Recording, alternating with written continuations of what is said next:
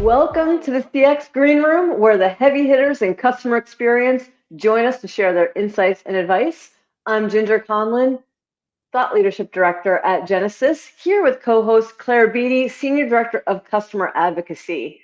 Today we're talking about CX transformation. It's often complex and challenging, but it's also necessary if we're to keep pace with customer expectations and technology innovation. Well, fortunately, we have Megan Burns, renowned customer experience strategist, author, and keynote speaker, here with us today to share 5 secrets to successful customer experience transformation. Welcome, Megan. Thank you, Ginger and Claire. It's a delight to be here. So glad you're here. Tell us a little bit about yourself and your focus on customer experience. Sure. So I started focusing officially or formally on customer experience back in the early 2000s when I joined Forrester's customer experience team. And I led research on CX maturity. I ran the customer experience index, was there for about 10 years. And in 2016, I shifted to my own private practice because what I realized in those first 10 years is we had successfully gotten people to believe that customer experience was important, but they were struggling to then actually execute on a transformation. And the depth of knowledge that you have to have with an organization to really be able to move that kind of transformation forward works best when you're really deep in with just a small number of companies. So that's what I've been doing for the last 8 years, is really focusing on helping people go from talking about customer experience to actually doing something about it. That's excellent. And it also shows that as much as things change, they stay the same, right? To be cliche. Yep. We are here in the CX Green Room, and you are a heavy hitter. So that means, you're among that demanding bunch that has to have the CX Green Room specialty item. So tell us a little bit about your item and why you prefer that thing. Sure. Well, I am a native of Massachusetts, and anyone who knows Massachusetts and the greater New England area knows that we are iced coffee fans through and through. Doesn't matter if it is December or July, it's iced coffee. So you guys were kind enough to provide me with some cold brew, and then I added my own ice. So I am good to go and full of energy for the conversation. So thank you. Awesome. And I've got some iced tea because I'm not a coffee drinker. And Claire? I have a hot coffee with me. We have a global show. I'm based in the UK, and we also seem to invite many coffee lovers into the green room, which means I'm always drinking coffee at 5 o'clock in the afternoon, which gives me a very long evening. But delighted to be joining you on the coffee journey today, Megan, and thank you so much for joining us in the green room. We really look forward to hearing from you about all of your insights from working with many different companies in your career. I'm curious, when you're working with these companies and these individuals, often you have to start at the very beginning and talk about what does even customer experience mean? Where does it start? Where does it finish? Because it could potentially touch so many processes and divisions in an organization. So how do you go about getting all of your leaders onto the same page when we're even trying to define what customer experience means? That is a great question, Claire. And I was as surprised as anybody to find out when I did some research last year that what is customer experience is still the most Googled phrase related to customer experience 18 years after we spent days locked in a room trying to come up with a definition. So when I'm talking to people about that, I usually break it up into a couple of pieces. The first one, as I say, the customer experience, a customer experience, is made up of what happens when a person does business with a company and how they feel about what happens. So there's a set of events and a set of feelings. And it's important to call that out because a lot of business people focus on the events, which is what they have control over, and forget about the feelings. So part of the customer experience movement is bringing in, hey, experience is in the eye of the beholder. It's subjective. So that's the first piece. And then I switched to talking about customer experience management because the truth is that customer experience is not a verb. You don't do customer experience, you do something to it. I'm a huge word nerd too, so if anybody follows my Word Nerd Wednesday on LinkedIn. And so when people ask, what is customer experience? The other question they're actually asking is, what is customer experience management? And there I talk about the fact that it is the intentional design, development, and I try not to use management because it's circular, evolution of key customer interactions. And where that's new in the way I talk to people about it is the fact that, our great grandparents didn't have to worry about eating natural food or exercising, right? Because that was the only kind of food there was, and B, life was exercise. Not so today. And that's basically what's happened with customer experience, is that something that has always been there and always been important has become much harder to do because the world has gotten more complex. So we need to be more thoughtful, more disciplined, and put more structure around how we manage those experiences with our customers and those processes that are really spread across the organization. That's the essence of customer experience management, or I sometimes call it intentional experience management. So I'm sorry, I know that was a long answer, but that's what I usually end up saying. I love the analogy about, how we used to eat healthy food or eat natural food and do exercise. And, now it seems that if we apply that to customer experience, so much of it is about removing ambiguity and creating that clarity. How do you go about that?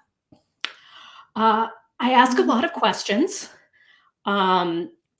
Data certainly helps. I mean, I didn't know how active or inactive I was until I got a fitness watch. And now, what do you mean I've only gone 500 steps today?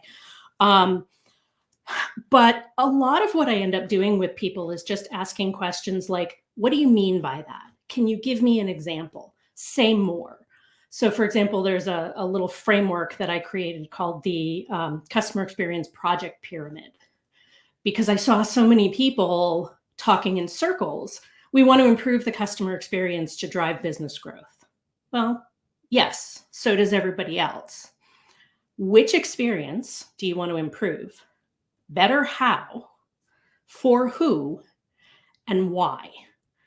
And then we take the answers to these questions and we say, we want to improve the issue resolution, we want to change the issue resolution experience so that it is more automated and less opaque for our top 100 customers, so that it doesn't cost us as much to serve them, right? That's what was inside people's heads when they were saying, we want to improve the customer experience to drive growth. But you can't actually do anything until you get that concrete. And so a lot of it is just drawing the specifics out of people's minds that we're not used to having to go into that much detail. Yeah, and really, really bringing it from the abstract down to something incredibly tangible that you can measure at the end of the day, and acknowledging that you're not going to do it all at once. Yeah, and ambiguity is the enemy of action. More often than not, it's not that people are resisting doing anything around its customer experience. They just don't know what to do. And if the conversations stay at the 50,000 foot level, which they tend to, you just get caught in this infinite loop, unfortunately. Just before we move on, we've got a comment here saying, Omar Ali saying he loves your definition, especially when you say intentionally. Thank you, Omar. Yeah, intentional experience management is a phrase that frankly hasn't caught on as much as I had hoped. But that to me is the big difference, is you have an experience, whether you know what it is or doing anything to manage it or not. The goal that we're trying to get to is that companies are intentional about the experience that they are delivering to people. So I'm glad that resonated. So Megan, you mentioned ambiguity. That's one challenge. Now, every customer experience professional trying to, shepherd along a transformation has their unique set of challenges for themselves, for their organization. But you have some common ones that I love. You call them rabbit holes and red herrings. Can you tell us a little bit more about what those are and how to get past them? Sure. So I think most people know what a rabbit hole is, right? It's a topic, whether it's, falling down the rabbit hole of Pinterest when you just go to check for a recipe online, it's something that takes you off on a tangent. Rabbit holes in customer experience, there are certain topics that lead to endless debate. What should we measure? Who is the customer, right? There's certain ones of those. There is no right or wrong answer. And I've seen so many companies through the years just get so caught up in that debate and trying to figure out, well, who's right or what's the right answer, that they never end up doing anything. And so just last week, actually, I shared some tips on how to pull yourself and your stakeholders out of a rabbit hole. One, by asking for examples. Another technique is giving people a structured framework for how to think about whatever you're talking about. So like the CX project pyramid. And then the third one is switching the focus from figuring out what's right to what's reasonable. Is this a reasonable way for us to move forward? Because there is no such thing as right. Now, this involves humans, so it's always a little bit of a trial and error kind of thing. But just being able to get people to agree to say, this isn't perfect, but it's reasonable, and we're going to move forward. So that's rabbit holes. Red herrings is topics that people spend days, weeks, months, hours obsessing over that don't actually matter as much as people think they do. And I'm going to go out on a limb here, no offense to anybody, but technology platforms can sometimes fall into that category. I have seen people spend days, weeks, months obsessing over differences between one or two technology platforms that functionally will do the same things. It comes down very often to the relationship with the organization that's providing the technology, and also, frankly, how prepared your organization is to make the internal changes that you have to make the most of that technology. So and I'm a technologist by training, software engineer by training. But I try to say to people, look, I've seen people succeed and fail with every permutation of technology platforms you could possibly imagine. So it's not necessarily the most important thing in determining whether or not you're going to be successful. It's not trivial, but it's also, it gets a lot more attention relative to other things that actually have more of an impact in the end. Yeah. Forgive me for saying that. You have to make those points, right? And actually, everyone don't leave now, but after this, go to Megan's LinkedIn profile. She's got a great post from this morning about awareness. And that's one of the issues too, right? Is just knowing that there's something that needs to be addressed. Absolutely. And this is, this can happen in a couple ways. The classic one is, I was in a workshop once where we were journey mapping, and the head of this company's call center had never actually called his own contact center. So he put on his phone and he put on his speakerphone and he was listening and going through the menu hell, and you could see the vein on his forehead start to throb. And he didn't really understand what it was actually like to do that for customers. So that's one form of raising awareness. The other piece of awareness that is really important is awareness of what you're doing internally. So very often I will ask, well, how is that decision made internally? And people don't necessarily know. It might not be a formal process. It might not be documented. But if the goal is to bring more customer insights into decisions, we kind of have to know how that decision is made today to be able to add something to that process. So just calling out attention to things that we're not as conscious of in the course of day-to-day work, that's a big part of how awareness and just saying, oh, okay, that happens that way, then we can start joining this meeting. Again, not a silver bullet, but it very often can trigger some action that otherwise would not have happened. You're often working with customers on the different customer journeys. You're with clients on different customer journeys, and I'm just picking up a comment that came into the comments from Brenda Dunn-Kinney saying, if you aren't doing experience inside the organization, it will never work well for the transformation of the customer experience. And here at Genesis, we're always talking about employee experience and how it's critical to provide employees with those tools that will allow them to surface the information more quickly or to reduce the number of screens. Does your work take you in that direction as well, to look at the employee experience? It does in some cases. Employee experience comes up no matter what in the form of culture, because the things that shape the culture are the things that happen to employees and how they feel about them. Employee experience itself can come up in a couple of different ways. One that I've done a lot with, and this is partly from a personal experience, is the balance between customer centricity and burnout. Sometimes your most customer-centric employees are their own worst enemies.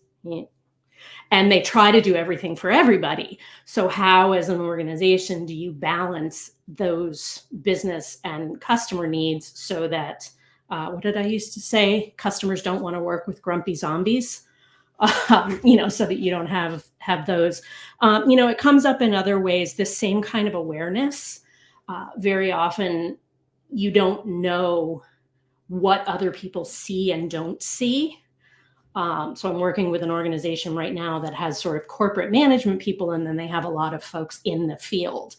And there's not a great sense of the reality of what the employees on the ground are seeing and have access to from a perspective versus the corporate folks. And so sometimes there's a frustration with, well, why don't they just do this? Why don't they just do that?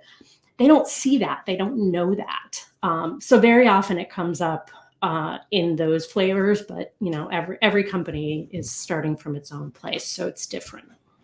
I want to ask your advice related to that, because I was just at a Frost and Sullivan conference, and we were talking about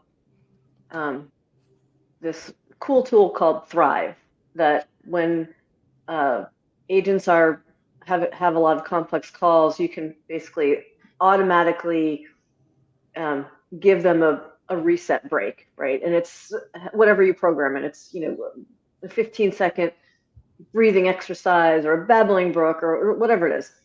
So it came up in conversation during a break at the show, and one of the folks said, "Oh, that'd be fantastic. Something like that would be amazing." But as stressed as our people are, management would never give that long of a break on a regular basis, because it would just mess up our numbers. And I was thinking, well, don't you want to de-stress your folks? Like, any advice for that mid-level person who wants to help their folks but are running into a wall? Absolutely. One of the things I always talk about is that there is a risk to a bad customer experience. We talk about risks in other areas, but we very often don't balance the conversation with, well, there's a risk that costs could go up. Well, there's also a risk associated with a bad customer experience. So if you don't give these people a break, what's going to happen? You're going to have higher turnover. You might have less empathy, less responsiveness. What is the increased cost of not giving that break relative to giving that break? And people don't usually think about that, the cost of the status quo. So I try to encourage people to think about that conversation.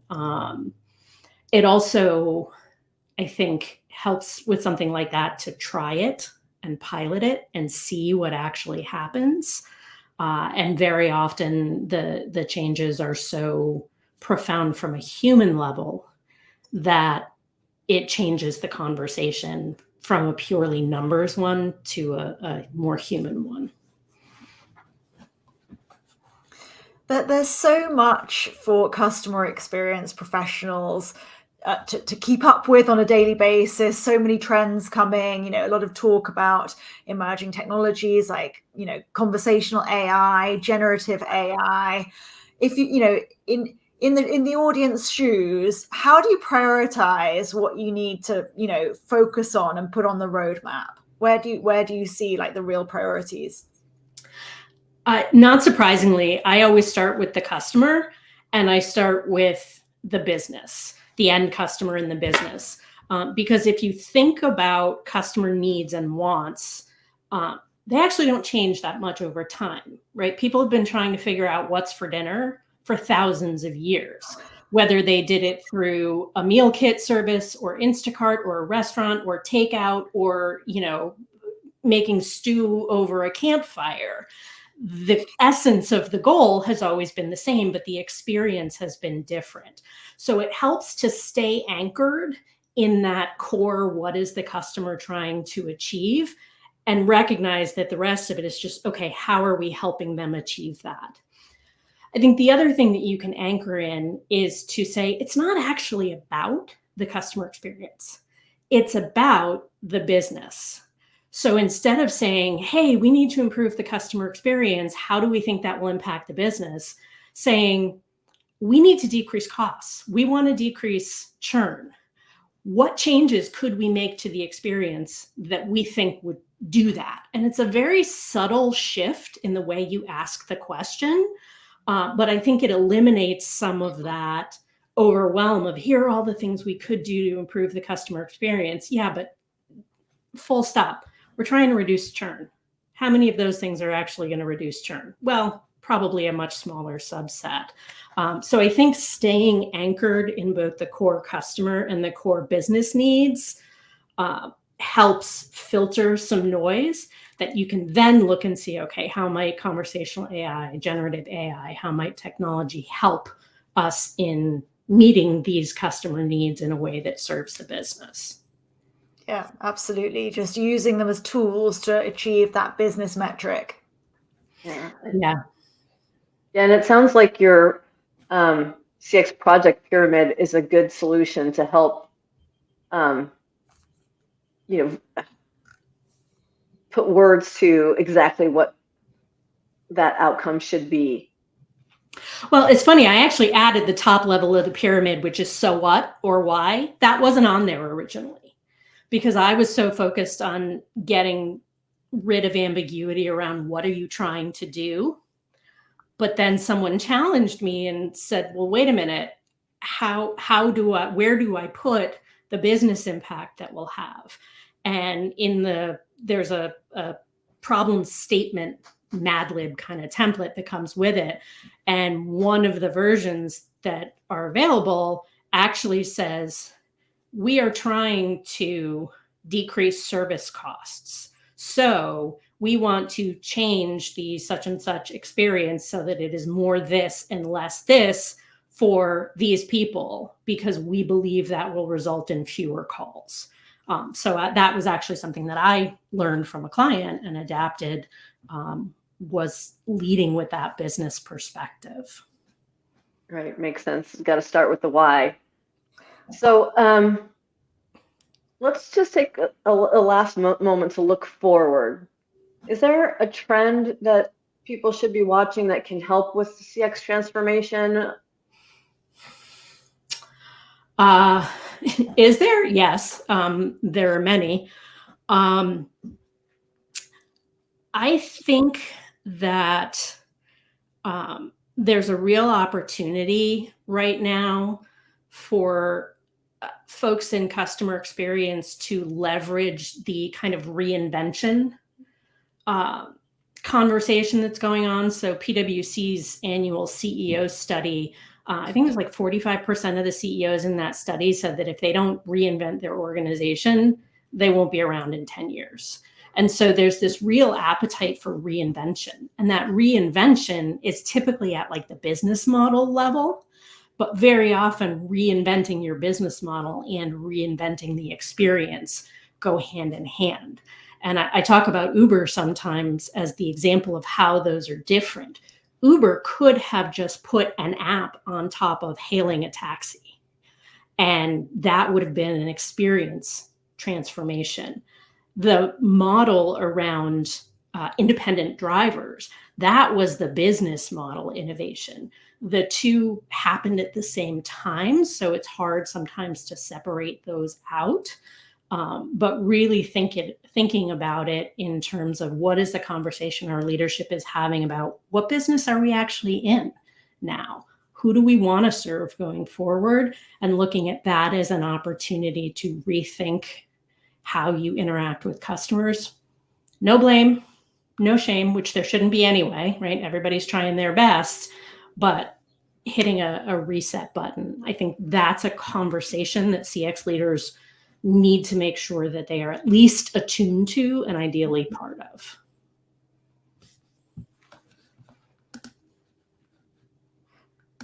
Not a small priority. No, but you gotta do what they care about, and it's amazing to me sometimes how few people listen to their own company's earnings calls. Yeah. And believe me, they are boring, especially the scripted parts up front. But the things that you hear in those, especially in the Q&A at the end, if you want to try to understand what your executives are thinking about, that's where you're going to find it. Mm-hmm.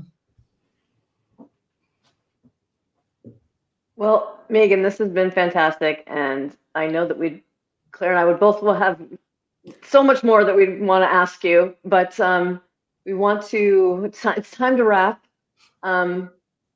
And speaking of wrapping, just quickly over to Keith Honecker's couple of comments that he made that are interesting post wrap-up, post conversation time.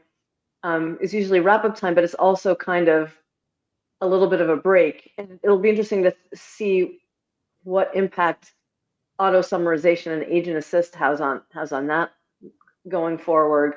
And he also mentions that AI is going to be playing a major role in after hours, and that actually came up a lot at the Frost conference among companies that during the day want people to get a human interaction, but they still want to use AI and other digital innovations as much as they can to help the customer and the employee experience.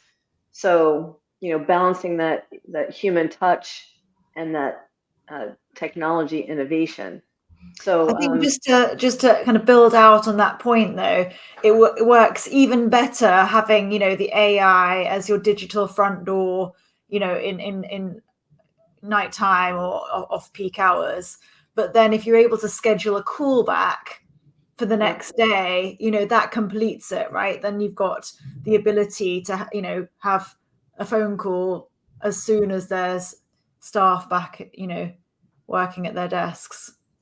Yeah, I think it's that yes and what are we trying to accomplish, and the combination of the tools that is probably the conversation we need to have more of.